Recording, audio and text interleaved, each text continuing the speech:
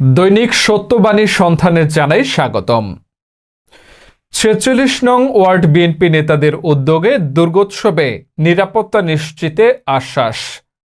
শারদীয় দুর্গোৎসবকে কেন্দ্র করে সনাতন ধর্মাবলম্বীদের নিরাপত্তা নিশ্চিত করতে ৪৬ নং ওয়ার্ড বিএনপির সিনিয়র সহসভাপতি আশরাফ উদ্দিন শিপন ও সাধারণ সম্পাদক ওমর মোতালেব টিটু পূজা কমিটির সাথে আলোচনা করেন।